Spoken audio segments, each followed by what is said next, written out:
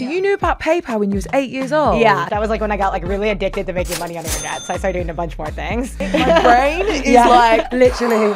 Do you want to know what I was doing when I was 8? I was building tree houses in the garden. That's cute. I never really learned how to build a tree house. I was making pizzas on a tennis racket out of mowed grass and decorating it with flowers. Well, a little bird told me that you actually made more than friends with a hotel employee to get discount. Is that right? Wait, what? So my biggest tip for you, if you're like trying to get cheaper hotels, is Yeah, you sound like a bit of a hustler. Yeah. I was like, the struggle was real.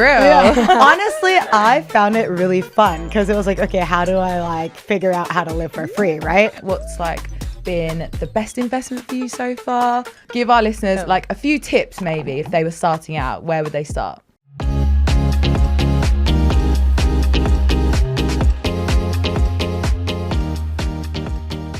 Hey guys, welcome back to The Girls Next Door with me, your host, Wallis Day. And I'm Francesca Allen, and today we have a startup founder and investor, Lucy Guo. Hi, everyone. I'm excited to be here. We're very excited to have you. Now, I know that you are doing angel investing. Like, do you want to talk about kind of some of the things that you're interested in at the moment? What's like been the best investment for you so far? Give our listeners like a few tips maybe if they were starting out. Where would they start? Yeah, so my investment philosophy is invest in the best engineers. And the reason for this is because I like focusing on early stage investments. So when you invest in engineers, $100,000, $500,000, $1 million, it goes a lot further than when you invest in a non-technical team. This is because engineers can typically just build a product and they don't really need to hire as big of a team to get something from idea like 0 to 1. So I always think of the like thesis, okay, if you invest in an engineer, as long as they don't give up, they could technically live almost for free. Right? Like when I was starting a company, I was Couchsurfing, I was drinking Soylent. I was literally making fake phone numbers and literally referring myself or like posting my referral code on these websites to get credits to get free food. You can like really extend your runway significantly. So as long as you don't get, I've just had friends that like quite literally took 6 years of pivoting ideas until they finally succeeded and they were able to raise like, their big Series A. And I think that like that's a testament to grit, but also like the importance of not burning money. So I think that like for founders, especially like one of my biggest piece of advice would be if you're non-technical to just give up 50% of your company and grab a great CTO because it's going to be worth it in the end. Like they'll be able to extend your runway and it'll make fundraising easier as well because I think a lot of like the tier 1 VC funds in Silicon Valley also prefer investing in engineers. Going back to like what my best investments have been, I say like my number one investment has been investing in engineers.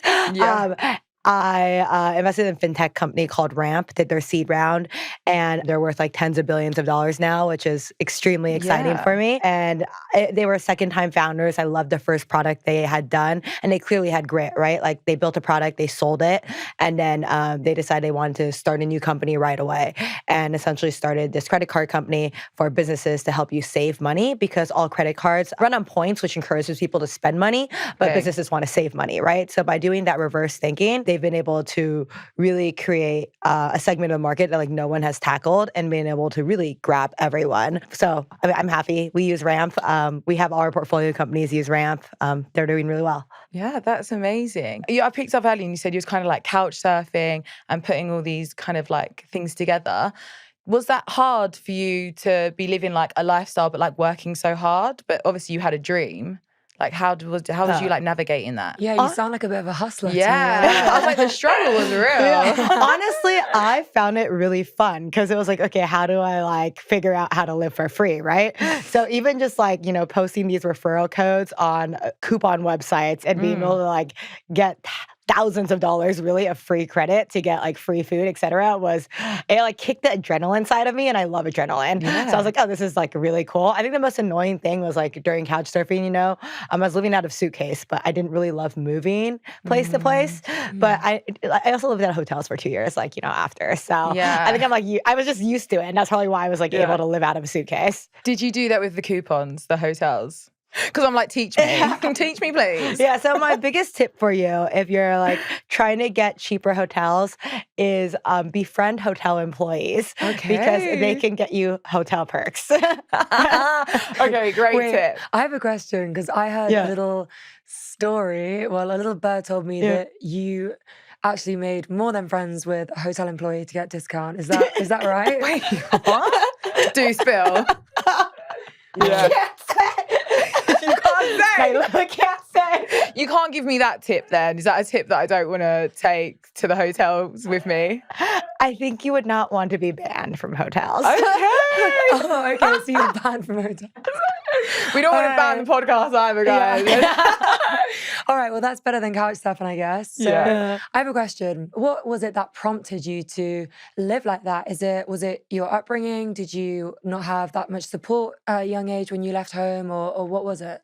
I would say my parents lived a very frugal life. They're like, they're extremely successful. They immigrated from China and then got their like PhD and master's in electrical engineering, et cetera, et cetera. But because they valued money so much and education, I think they wanted to teach me the value of money. So we always lived like significantly below our means. Or I would say like, they started like making more money probably when I was in high school, but for a very long time, I would call us like, middle class. By the time I got to college, I was comparing like dorm life to Couchsurfing and it wasn't really much different to me, and then I got the Thiel Fellowship, and people have this misconception that the Thiel Fellowship, it's like $100,000 to drop out of college, that you just get it all at once. But that's actually not true.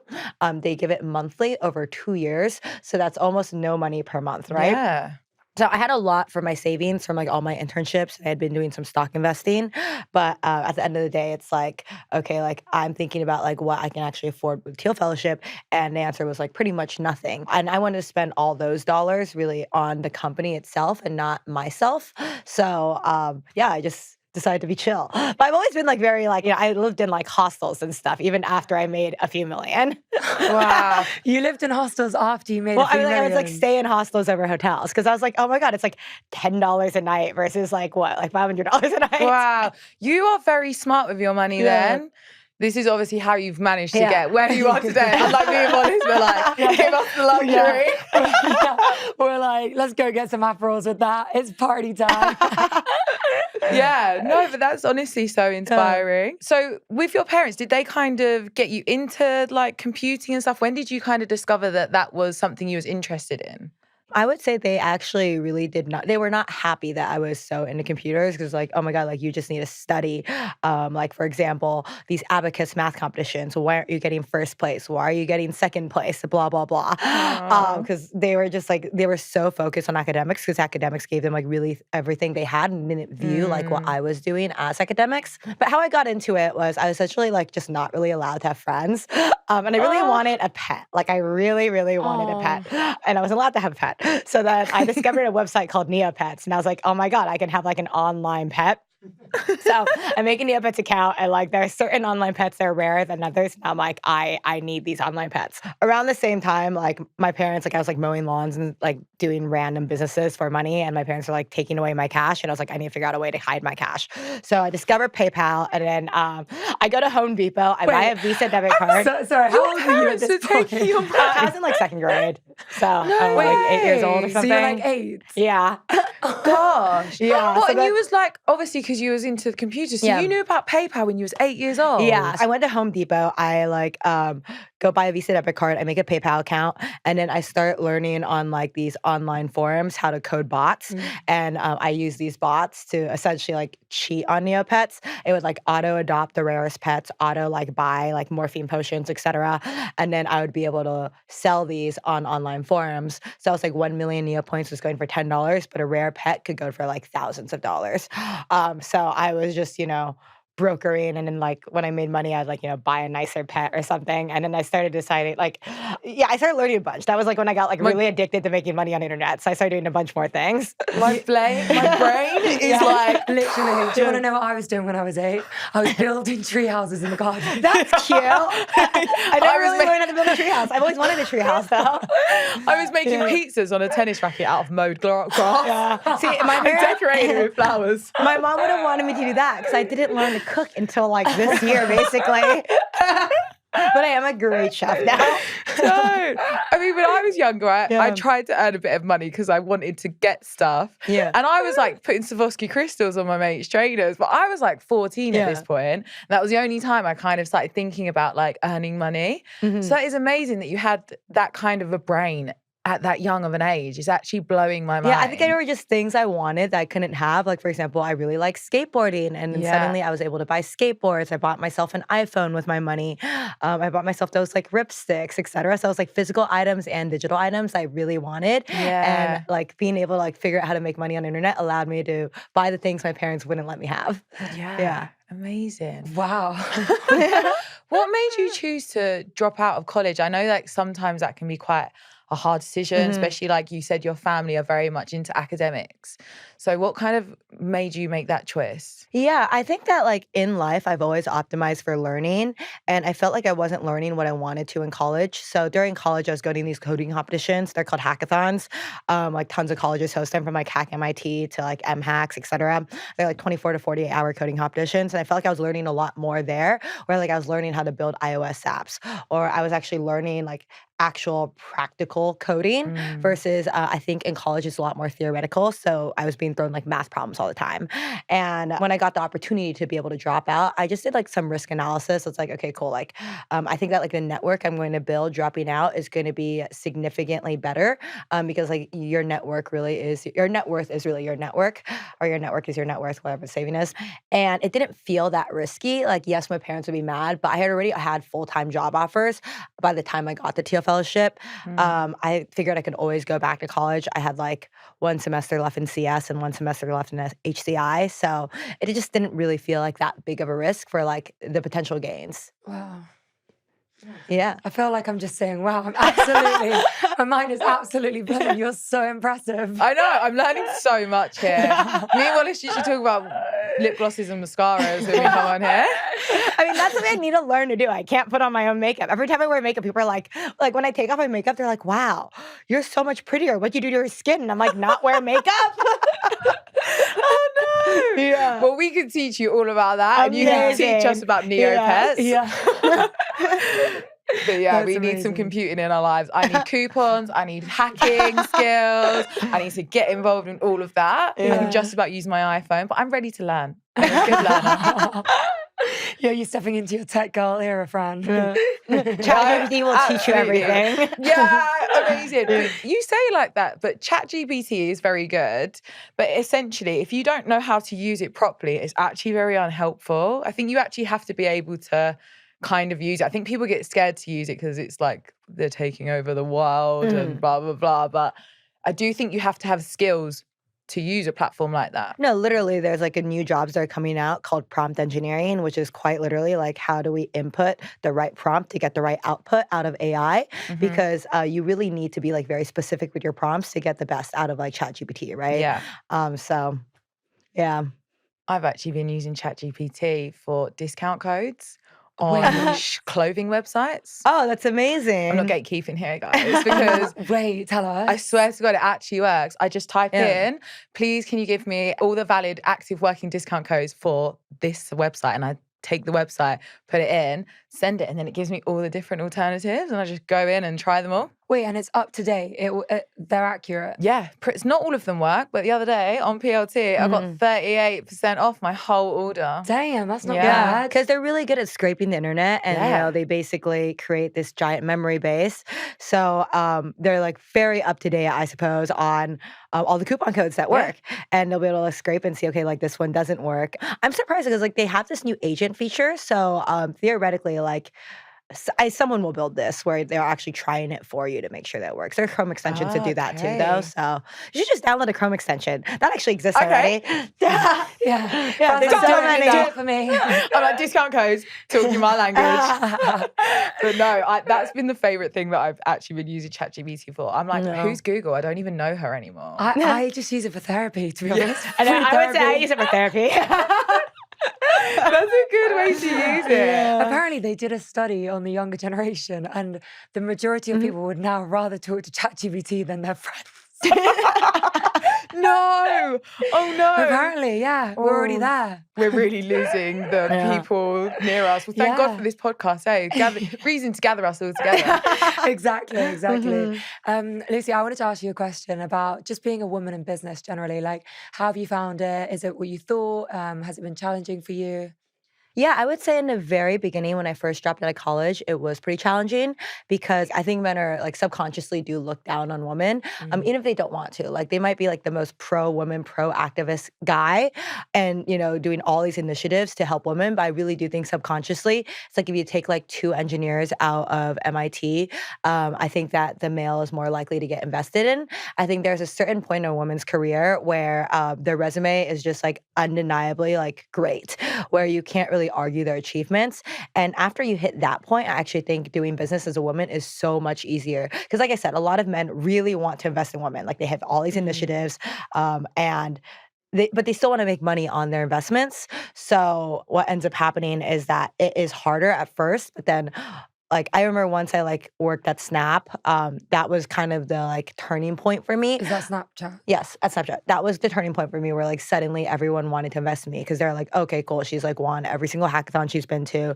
She was a Thiel fellow. She like, did all this at Quora and now she's at Snap. She's probably like great. Yeah. Oh my goodness. Wow. Okay. So it's interesting that there is a turning point and that now you feel it. Yep. If you had any advice for, I guess, like, women that wanted to be founders or, go into the business industry or tech industry, what would it be? I think specifically it would be like it sucks that like, you are going to be looked down upon and men are subconsciously going to treat you worse, but you kind of just need to suck it up and it sucks. I think my very specific advice to like get the resume that looks good would be to work at like, a larger, well-known, respectable company and then work at a Series A, Series B startup and to like go talk to VC funds. So like go talk to a tier 1 VC fund and be like, hey, like I'm looking for a new job. I'm interested in Series A companies. Where should I work? Because generally like these VC funds will push all the talent to like their very top companies. So you're just going to get a list of companies that are doing extremely well. So it will like actually last on your resume. Your equity might be worth something and then go start a company. Yeah, that's really good advice. Yeah, I'm like, very specific. Me and Fran are going to go home tonight and start Googling, aren't we? No, not Googling, ChatGPT. Okay? Get it right, babe. But I can't believe how bright you both guys are looking because you literally flew in just a few hours ago. Am I right or am I wrong? We did just fly in a few hours ago. It was a hell of a travel day. Yeah. If you're wondering why my voice is a bit husky, we've been at Tomorrowland all weekend, which is an EDM like music festival in Belgium, and we had a bit too much fun. So it was a great time. Here we are, but we made it back in time to shoot this episode of the pod. So no, you guys done really, really well. I actually wasn't sure if you was gonna make it because I was watching all the stories and I was like, this looks like so much fun. I wouldn't want to leave. No, I made sure she was gonna make it. I was like, oh my God, like we need to figure this out. She was like me when I had to get you back to Teterborough from the Gulf. I told Lucy, I said, oh my gosh. Well. Oh gosh, yeah. Oh, you was in a bad way then. Yeah, I wasn't in the best way, yeah. And also I was on vocal rest all day just so I could do the pod this evening. So I'm happy that I can finally talk again. So I understand that episode with Steph when I could barely speak. It was a struggle. Yeah. She literally didn't speak a word all day. Like I was like, doing her phone calls for her. She was telling me what to say over the notes app.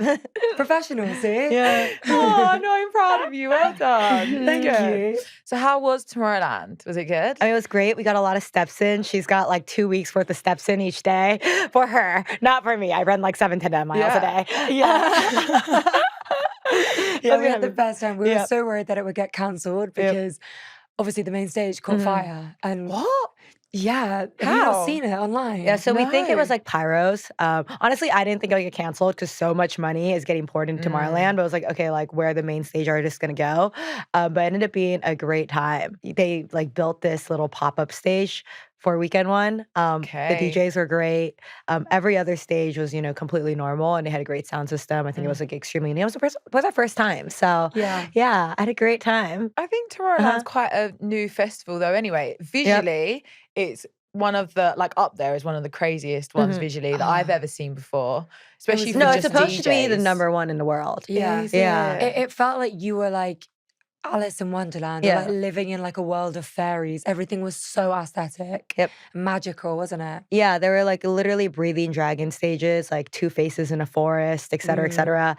We didn't get to see a main stage, but I can easily see how it's like by far the #1 festival in the world with the main stage. I personally think like after my first experience, I would call it tied with EDC, but all my friends that go to EDC every year actually think that like Tomorrowland is better. Okay. Yeah. It was quite funny though, because the main stage, which is meant to have 100,000 person capacity, ended up being this tiny little DJ box. Booth, sorry. This Intimate. tiny Intimate little DJ vibes. booth, yeah, with some lighting around the edge, some replacement speakers that weren't great, and then, you know, the fireworks and like the flames and everything else that was already meant to be was like, they were pretty much naked. So it wasn't disguised in like stage stuff. It was just like, it looked like a backstage like view of the stage. And there were 100,000 people gathered around this like tiny little DJ booth. No way. Yeah, but like everyone came through. Like Martin Garrix played, David Guetta, Fisher. Like no artist pulled out really. Yeah, no artist pulled out. Yeah, When and the everyone- music's just good, you can just be anywhere, can't you? Yeah. I say this even about bars. Exactly. Yeah. Like you can be in any kind of establishment, but if the music's good, like it just changes the whole thing. Yeah. and the company. Yeah, Exactly. yeah, You know, we had to like run through the forest where it was raining. She was in a poncho. She got a shoulder ride from a security guard. Yeah. How do you expect me to run through a forest? It was scary. I wanted a golf cart. You know, I can be a bit of a princess sometimes.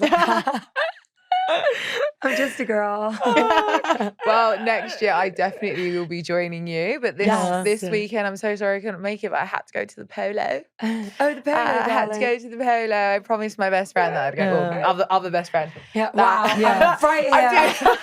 I'm right here, The Fran. opposite end of the spectrum. Another one of my mates that I would go. Yeah. But it was enjoyable. I'm not like massively into horses. I don't really know, but they are the most beautiful animals ever. Yeah. They're incredible. If I was going to be any horse, it would be a polo horse. They are so lean. They are honestly the fittest horses I've ever Yeah. seen. Probably because they're the most expensive too. There we Yeah. go. I definitely want to be a polo horse then. Yeah. They must be like the Lucy of horses, because Lucy, how many barriers classes do you do in the morning? I'll do like a minimum of 2, sometimes 3, sometimes 4. She does Sometimes. 4 Barry's bootcamp back-to-back classes in the morning. I was speechless when you was telling me about how you got into computing, but sorry. Oh, yeah. Actually, how I got into berries is funnier. All right, I die after one berry, so I would consider myself a little bit athletic. I died during the Barrys. How did you fall? What made you like that? Weird like that. No, it's not weird. It's not weird. Is it? I don't know. It's not weird. But I don't know many people. Like a lot of people like die in a Barry's, and you're doing 4. Yeah, I mean, I've been doing it for like almost a decade consistently, right? So at some point, it's like your body gets used to it. Yeah. Like I lift really heavy weights. I like run very fast, but still at like the end of the day, like your body does get used to workout. Yeah. I think I have just like a lot of endurance as well. So I don't get tired until like a minimum of 2 classes. And sometimes I just like, if I get like 7 hours of sleep, I'm like on one, right? So I could like easily do 4. The most I've done is like 7 in a day. Yeah, but that was for competition. Do we both react the same? Oh yeah, we both was like drop. That was literally for competition. There was like, who can do the most berries classes in next month? And I just like, I was carrying the team at some point in time. Yeah. And on the last day of the competition, I was like, you know what? I'm just going to crush 7 classes. I'm going to like try my hardest and we're going to win first place, which we did. Oh So, my yeah. God. How many classes did you do that month? I think I did like 90 classes that month. But I went to Coachella for 2 weekends. So it wasn't like In 90 between your classes, berries? 30. Huh? In between your berries. Yeah, so I basically took like a week off of Mary's, right? So in 3 weeks, I completed like 90 classes. You're a fucking machine. Yeah. 30 Honestly, Barrys a week, Fran. you're not human.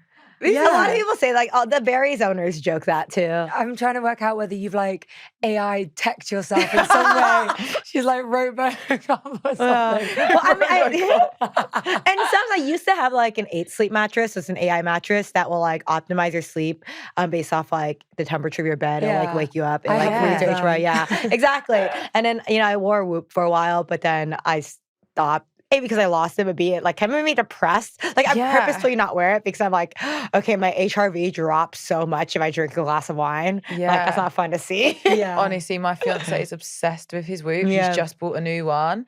I was like, "You've got one of them?" He's like, "No, this is the new one. They've like brought out something." Yeah. And he actually, because I was staying out, I was going to like an event, so I was coming back quite late. He was like, I've got my sleep so good. My Whoop is like on X, Y, Z. I don't even know what he's talking about. That it's like amazing. He's like, I'm not having you break this. And he went and slept in a hotel down the road so that I wouldn't mess with his like score. No, it started his messing Whoop. with my lifestyle because I was like, oh, like I don't really feel like partying because like I know my HRV is going to tank, my sleep score is so bad, etc. And I was like, you know what? Ignorance is bliss. No, he left the house for a few hours to like not mess with his sleep. That is mad.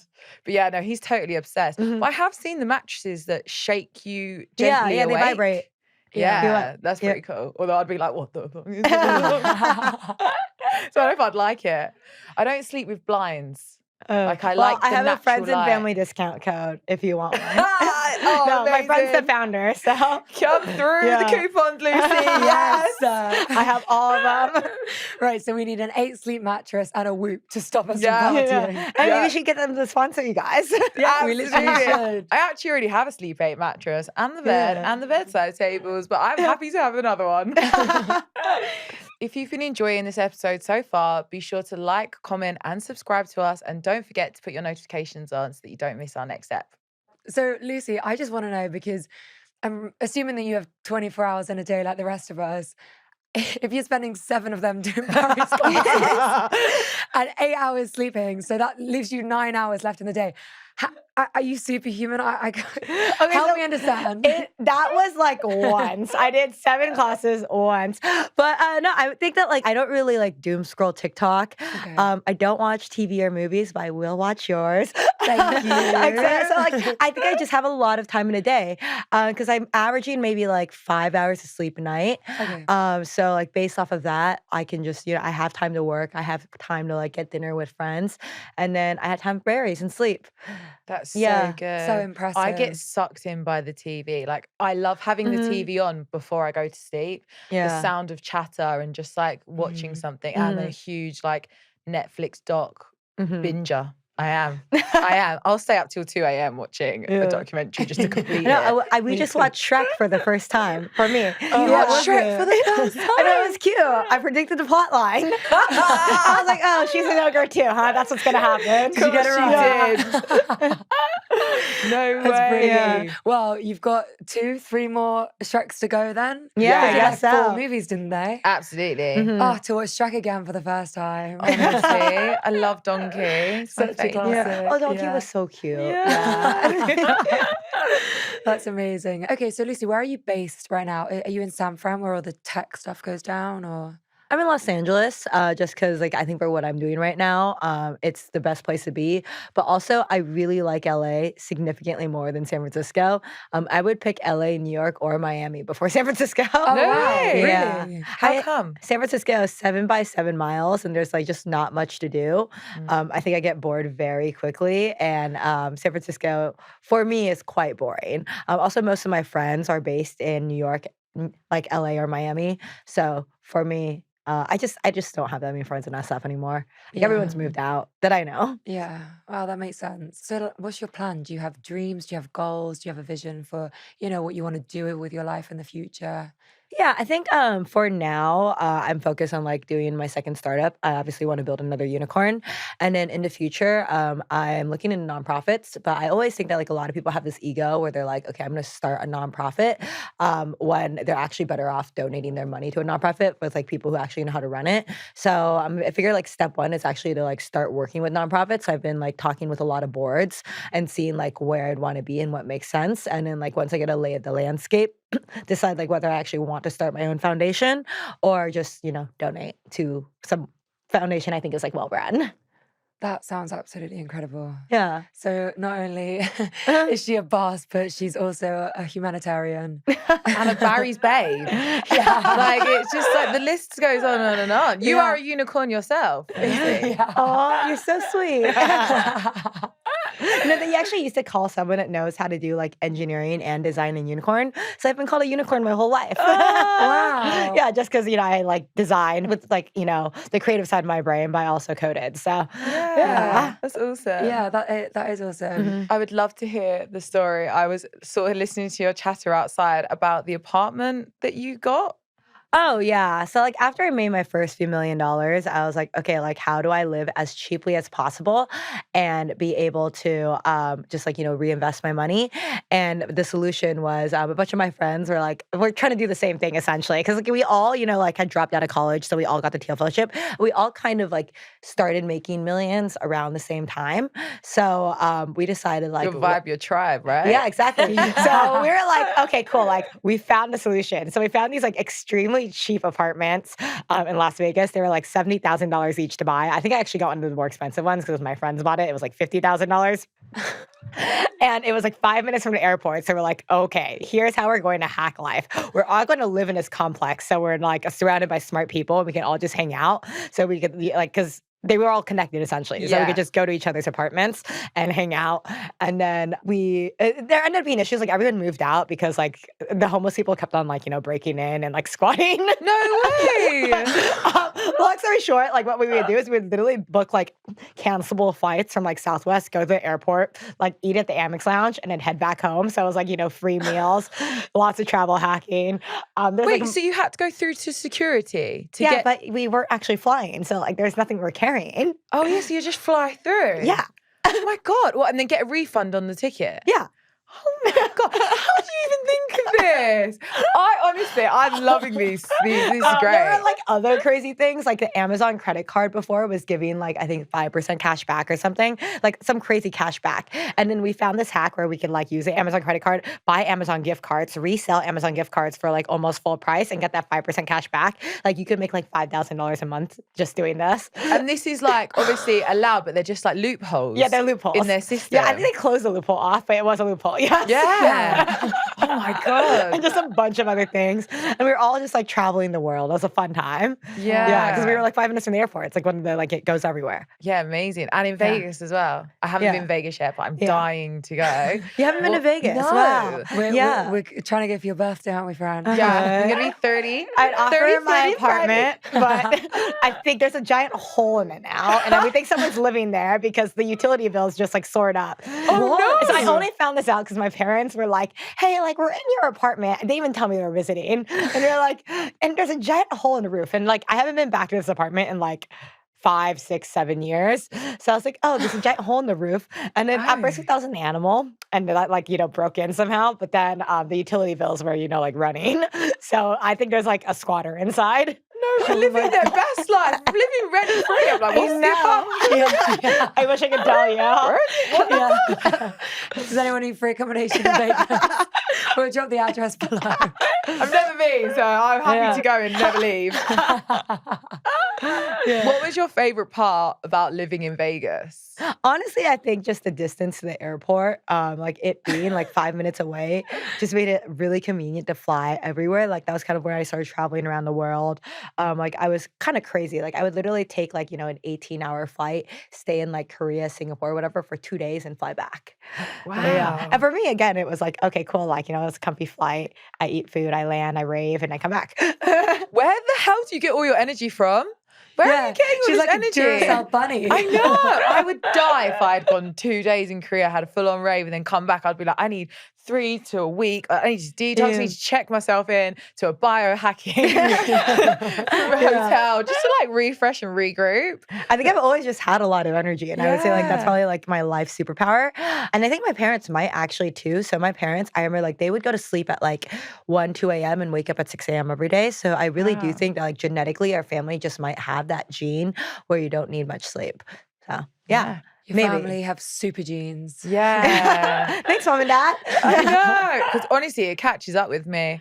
I'm like, if I've not had much sleep and it's like the end of the week, I'm like, don't look at me, don't talk to me, because I'm going to kill you. I need a good 8 hours now. But no, I need that in my life. I was thinking you might give me some hacks for that. I thought there might be like coffees or protein balls. Is there like something we're missing here? I really actually do think like working out, like berries is like an extra cup of coffee for me in the day. And like I'm not very healthy, so not medical advice, don't do this.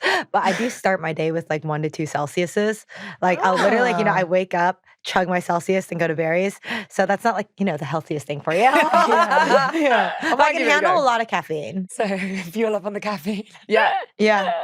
That's my new life hack that I'm going to try out. Yeah. And we're going to need the rest of your hacks off camera as well. I want all the Amazon hacks. Definitely. And you have some good life hacks. Yeah. Do you happen to have room for 2 little ones in your hacking friendship group of clever people? Obviously. I don't know what we would contribute, but I mean, something. Banter, jokes, more banter. Exactly. Yeah. More dancing friends. Yeah. Oh, we can dance. People who can educate me on movies. Because we have to watch hers. Yeah. She won't let me yet. Yeah, I haven't let her. She's been trying to watch Batwoman all weekend and I've been going for that. Because you just don't want to see yourself. Yeah, it's really hard, isn't it? Because you're always so self-critical on yourself. No, I get it. Because I've actually never watched any interview I've done, any podcast. Really? Whenever an article comes out on me, never read it. I literally just ignore everything on the internet. So yeah. Just keep yourself under the exactly. radar. Because I hate hearing myself talk too. Yeah. I won't that. watch You do this. get that. If you were let's sit down and watch a podcast together, I'd be like, absolutely not. No, honestly. But I feel like that's different than a movie. Yeah. But that's sort of out of your control though, a movie. So there might be scenes that you didn't think maybe was your best scene and they still put it in anyway. Oh, yeah. But I feel like the director would only put it in if it's good. So, of course. It's always good. No one else is going to notice that 1% issue that you think exists. Yeah. But it's hard not to Yeah. look at yourself and feel like that sometimes, isn't it? Yeah. And sometimes you're a bit paranoid or self-conscious about other things that the director won't pick up on. Mhm. I've seen some takes in the past and I've been like, why did they use that take? But there's nothing you can do. It's already gone out then. Yeah. So But no, I totally get the not wanting to listen to yourself back. Sometimes I'm like, Jesus Christ, I'm a chav. When I talk, I'm like, that is terrible. I've even had times where I'm looking at myself too much. I don't post anything because I just get oh God, I hate looking too much. yeah. Okay, so I have a question. Are you an early riser or a night owl? Early riser. Yeah. I wake up around 5:30 a.m. every day. Wow. Yep. At Even least on the weekends?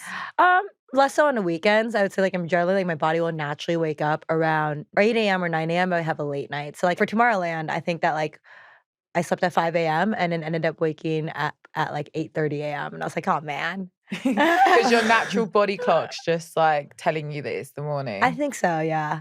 Yeah. It's like, Lucy, wake up, time for Barry's. The treadmill's waiting for you. Get that Celsius down, you girl. Yeah. Those weights Yeah. won't lift themselves. Wow, that's amazing. And also I wanted to know, what do you do to relax?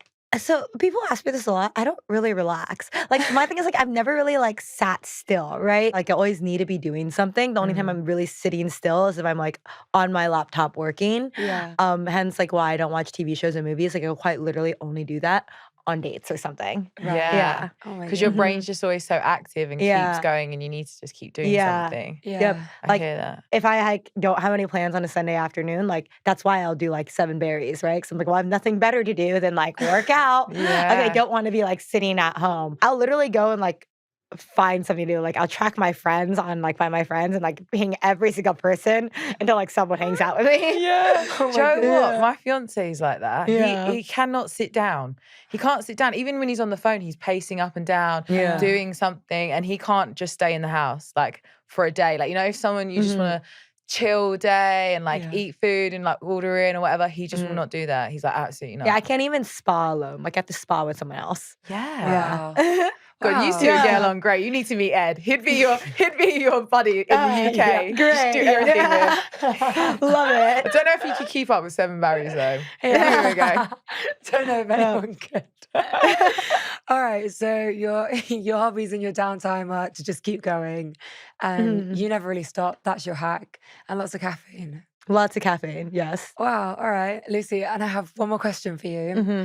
What other hidden talents do you have that we don't know about? Because you seem to have a lot, and I feel like we've not even scraped the surface Yeah. yet. Okay, so I am extremely good at landing in the wrong spot when skydiving. So I have my skydiving license. You skydive? Yeah. I haven't been in a while, but I have my license. And it was a running joke during training that I would be the person that would never land in the right spot. I landed a mile off campus. I thought I was obviously going to die during that dive. Because it was my 3rd time diving solo. And like, I didn't realize it was a one-way radio. So I'm like literally crying in the radio and the pilot drops everyone off the wrong spot. And like because they like mispredicted the winds. It was the first flight of the day.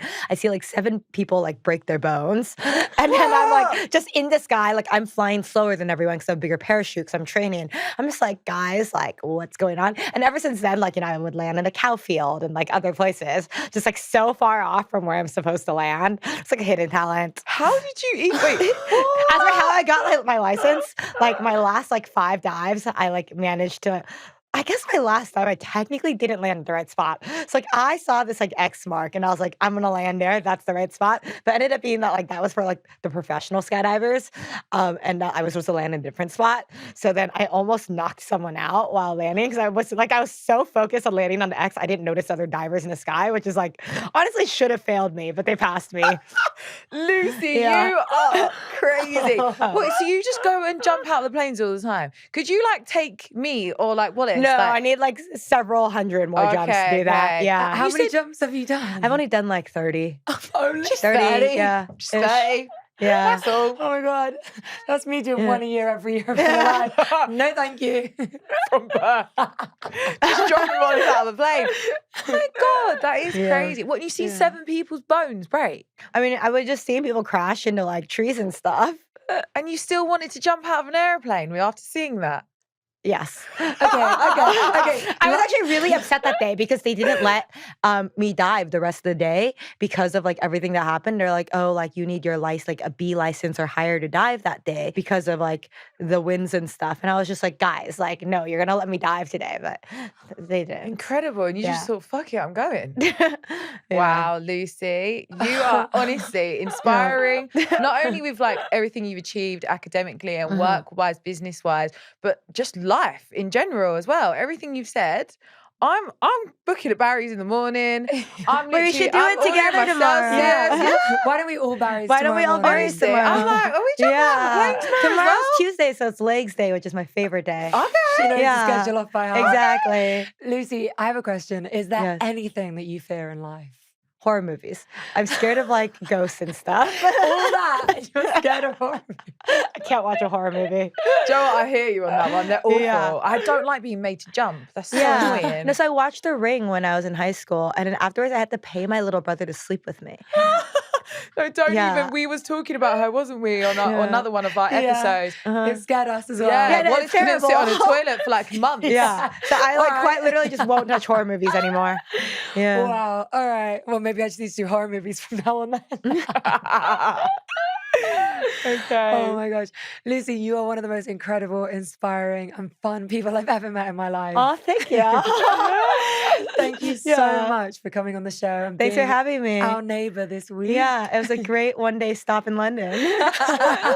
Yeah, we're so glad that you made it. Can you please tell our followers where they can find you on socials? You can follow me at Guo for it, GUO for it on Instagram. Yeah, that's pretty much all I use.